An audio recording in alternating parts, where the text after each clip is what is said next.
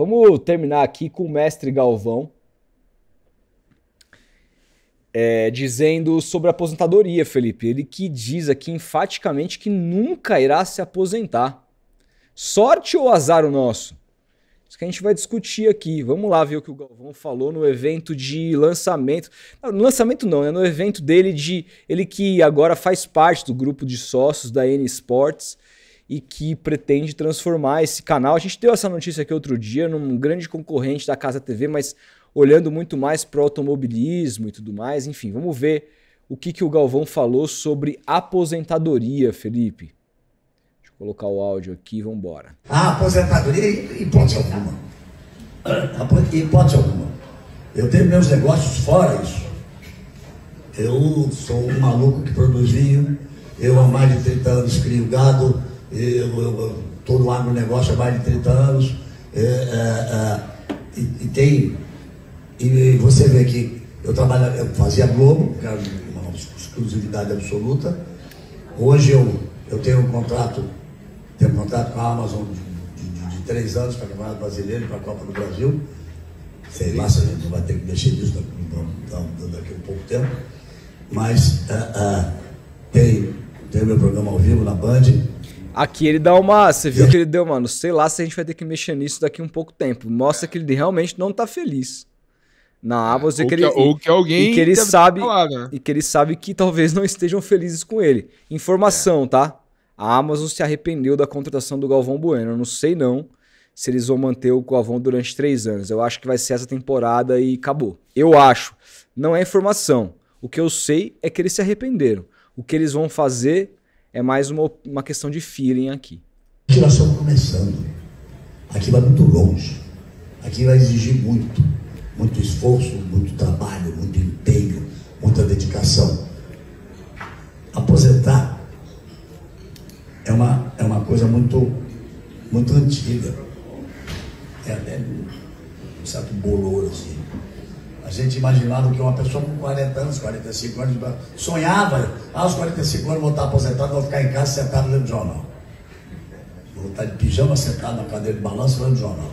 Isso não existe mais. Eu não me escondo de minha idade, tenho 74 anos. Não sei até quando serei produtivo como sou hoje, mentalmente, com voz, mas tento me cuidar da melhor forma possível, o que existe mais moderno em medicina. Então, aposentar nunca. Aposentar é dar boa noite à morte. Dizer, chega, gente, boa noite, me leva aí que eu estou indo embora. Então, aposentar jamais. E aqui, eu sei que vamos muito longe, vamos ter muito trabalho, vamos fazer muitas coisas. Muitas coisas. Estou muito feliz, estou muito contente. Cara, tem várias coisas aqui pra gente falar sobre esse vídeo, tá? A primeira é mais filosófica sobre essa questão da aposentadoria. Cada trabalho é um trabalho. Cada função é uma função. Eu acho que quando ele fala da classe dele, de jornalista, eu até entendo. Mas, por exemplo, há várias funções que o cara não consegue executar a vida inteira. Né? O cara não consegue ser um pedreiro, trabalho braçal a vida inteira. O corpo não vai aguentar. O cara não consegue, o cara nem pode trabalhar, por exemplo, como peão de fábrica, às vezes em trabalhos que o cara tem... O cara corre risco de vida ali, que tem alto índice de periculosidade. O cara não pode fazer isso a vida inteira. Então tem gente que acaba aposentando mais cedo e assim tem que ser. Claro. Agora, do ponto de vista mais filosófico da coisa e menos realista, eu acho que tem uma coisa no trabalho que pode ser inclusive o trabalho de casa. Pode ser inclusive o trabalho de você ter funções ali domésticas depois que você está aposentado, mas você se sentir útil. Eu acho que quando a gente deixa de se sentir útil, quando a nossa função é só acordar e ficar na cadeira de balanço lendo o jornal, como ele falou, eu acho que ele está correto. É dar boa noite à morte mesmo. Eu acho que o ser humano tem que ter tem que ter se apegar a alguma coisa para fazer dentro da própria realidade. Cada um vive a sua própria realidade, tanto física quanto mental. Mas eu, assim, olho para mim e pra velhice que eu quero ter e pô, eu tô chegando daqui a pouco nos 40, daqui 30 anos, tô com a idade do Galvão. Tem chão, hein? Tem chão ainda, mas pô, já vivi metade, né? Mas tem chão. Então, mas até quando eu chegar nessa idade, eu também penso assim, que eu preciso de alguma maneira estar fazendo alguma coisa. Estar apegado a alguma coisa, ainda que seja numa rotina ridícula doméstica, né? Eu perdi os meus 2 avós nos últimos anos. O pai da minha mãe morreu a questão de 2, 3 semanas atrás e o pai do meu pai já faleceu alguns anos atrás. O pai do meu pai era uma pessoa extremamente ativa. Extremamente ativa. Ele ajudava minha avó no trabalho dela lá, ela trabalhava com costura e ele ficava ajudando a cortar as coisas e ele, pegava o carro e ia no mercado, e ele, sabe assim, ele tinha uma rotina no dia dele de trabalho, um trabalho simples ali do dia a dia, mas sempre muito antenado, lavando louça e saindo, e assim, ele acabou falecendo por um problema que ele teve que fazer uma operação forçada, a operação deu errado, ele acabou sucumbindo e acabou falecendo. Mas ele estava com a cabeça perfeita, assim. Eu não sei se tem a ver com isso necessariamente, mas a gente leva o exemplo que a gente tem de casa. Já o meu avô, que faleceu mais recentemente agora, pai da minha mãe, ele... até porque também tinha sido policial, tinha vivido muita coisa na vida dele que o traumatizou e tal, e quando ele aposentou mais mesmo, assim, sabe? Era uma pessoa que... E ele vivia sob uma cultura que vivia com as filhas, com a mulher, então, assim, vivia naquela cultura de que, só não ganhava comida na boca porque era exagero, mas era o pratinho na mão, não precisava lavar uma louça, não precisava fazer nada. Então, assim, vivia sentado ou deitado, assistindo filme, série, e não tinha uma atividade. Eu não sou médico, tá? Mas eu acho que isso contribuiu muito para que ele tivesse um avanço na questão do Alzheimer dele e ele perdesse essa... Porque muitas vezes doenças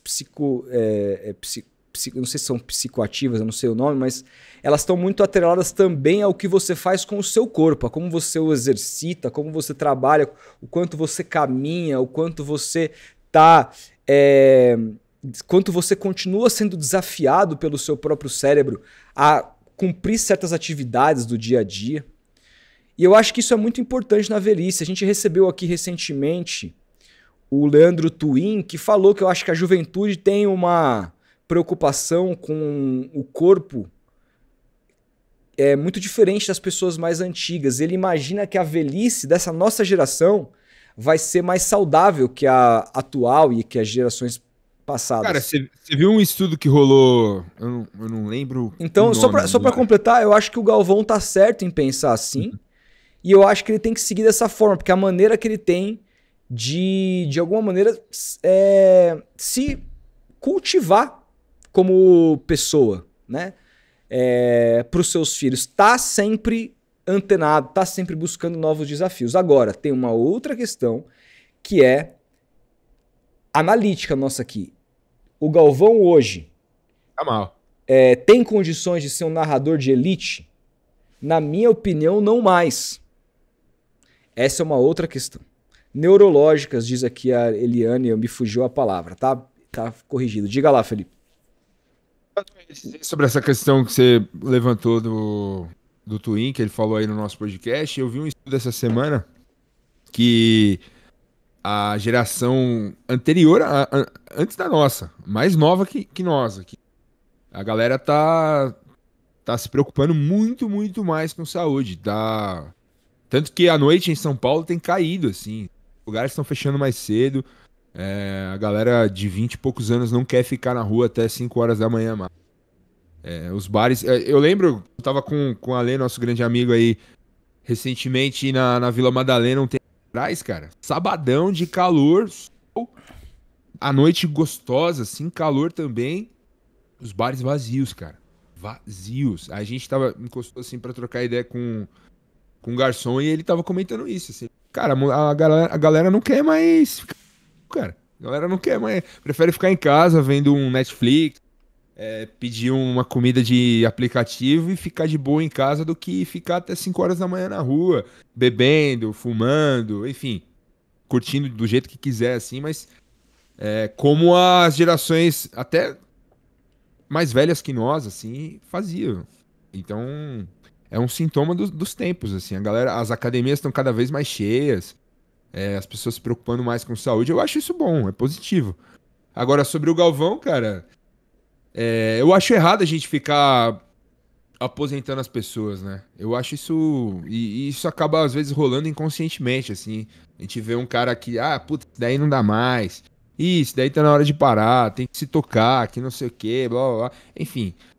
Eu acho que o Galvão tem condições de... Ele não tá fazendo um bom papel na Amazon. Eu imagino que ele saiba disso.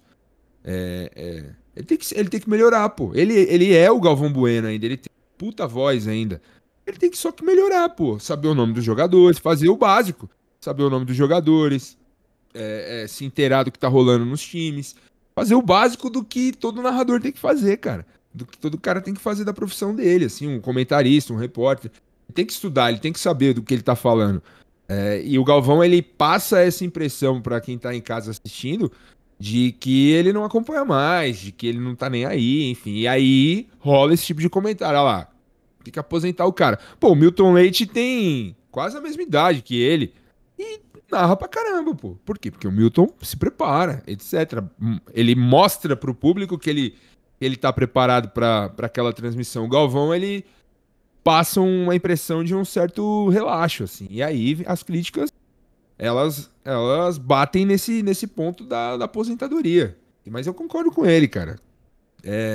Deve ser duro, cara. Deve ser duro você falar, pô, cara, tem que me aposentar do que eu mais gosto de fazer.